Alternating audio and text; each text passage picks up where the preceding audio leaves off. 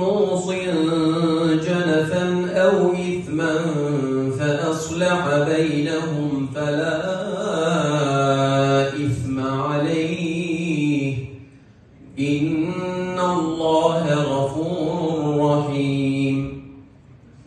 يا أيها الذين آمنوا كتب عليكم الصيام كما كتب على الذين من قبلكم لعلكم تتقون أياما معدودات.